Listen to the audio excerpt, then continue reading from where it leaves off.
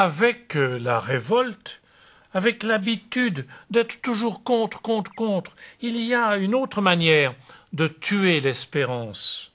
Elle nous guette tous. C'est la démission. Un romancier moderne, et je vais tirer le titre de notre parabole d'un de ses passages, un romancier moderne il décrit « Mon héros est généreux ». Il va jusqu'à visiter les prisons pour libérer ceux qui souffrent et mille sortes de dévouement. Et de son dialogue, il tire le titre. Je vais tirer de ce dialogue le titre de notre parabole. Mais pour qui vous prenez-vous? Oh, c'est une question que nous nous sommes tous plus ou moins posée. Pour qui vous prenez-vous? Alors, il rencontre une jeune fille et elle le questionne. Dites-moi, qu'est-ce que c'est que cet ordre dont vous nous ressassez les oreilles et dont vous rêvez? Mais que voulez-vous que je m'y enferme dans cet ordre? Regardez comme il est. Regardez. Et l'interlocuteur, ce héros du dévouement, répond tout d'un coup, mais avec vivacité. Enfin, voyons, pour qui vous prenez-vous pour demander un sens à la vie? Est-ce que je le demande, moi? Je ne vais pas si loin. Je fais mon travail. J'essaye de faire du bien. Je n'en demande pas plus. Pour qui? Pour qui vous prenez-vous pour demander un sens à la vie? Bien, chacun d'entre nous, dans son activité, en arrive parfois à la question de l'espérance. Il n'est pas besoin d'être un anxieux ou un combattant de l'absurde. Pas plus pour laisser dépérir son expérience. Nous subissons tous une certaine euthanasie de l'espoir et de l'espérance.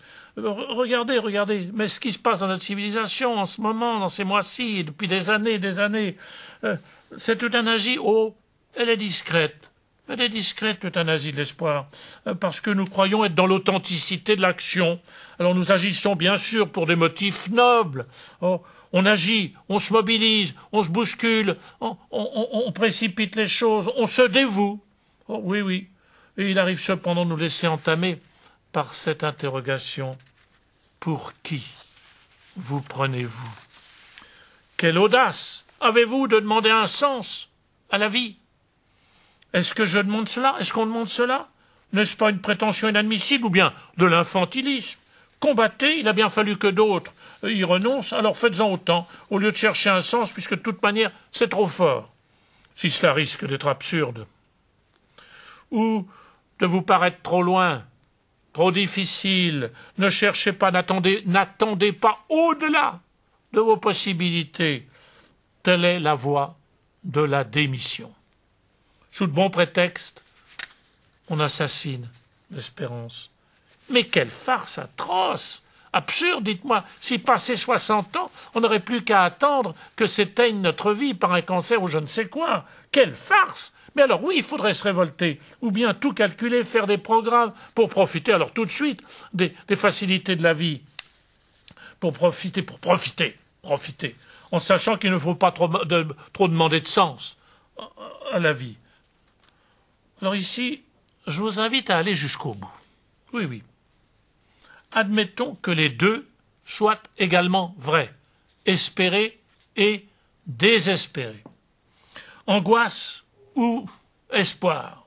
Même dans ce cas, je suis obligé de vous dire que c'est l'espérance qui a raison. N'hésitez pas à rejeter les bilans, les analyses, les psychanalyses, etc., qui à partir d'expériences restreintes, mais même dans les responsables d'église parfois, lorsqu'elles concluent au pessimisme et qu'elles amènent la tentation de déprime chez trop de responsables politiques, économiques, littéraires, sociologiques. Enfin, c'est hallucinant au moment de la période des prix, par exemple, de regarder qu'est-ce qu'on couronne dans la littérature. Que des histoires de désespérance larvée. Espérer, ce n'est rien d'autre, finalement, qu'affirmer non pas par des paroles, mais par des actes, par le courage et la détermination que l'angoisse n'aura jamais le dernier mot. Là est le secret de la vertu. Il n'y a pas d'autre façon de le dire qu'en espérant. Dans une admirable émission que KTO a retransmise il n'y a pas très longtemps, Michel Serres, le philosophe marin, vous savez, avec ses grands sourcils, l'académicien, mettait très justement, au début de tout, il mettait le courage. C'est ça le début, l'espérance. On avait parlé, et permettez-moi cette nouvelle parabole, on avait parlé à Saint-Philippe Néri, dans un monastère, on lui avait dit et on l'invitait à venir voir quelqu'un, une sœur, une religieuse, qui était la sainte, une sainte.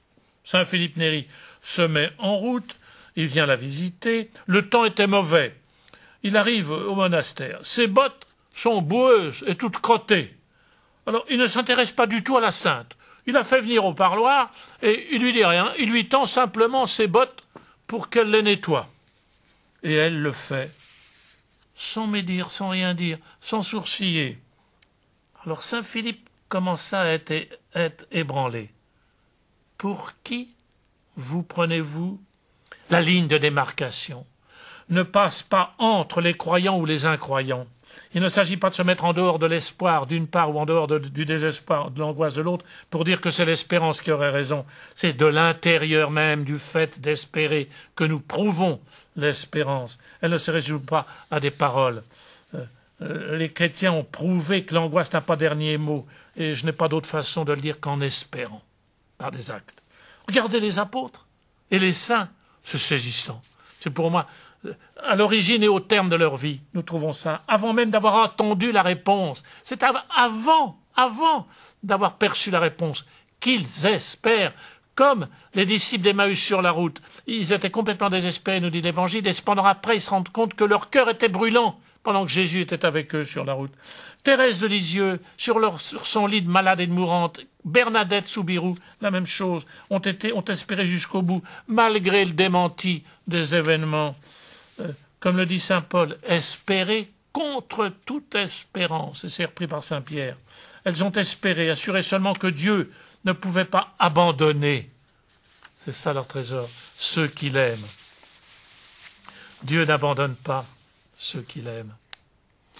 Il n'y a pas de réponse acceptable à celui qui cherche un sens dans la vie, et tous nous le faisons. Il n'y a pas d'autre réponse, sinon pour celui qui n'attend pas la réponse, pour espérer.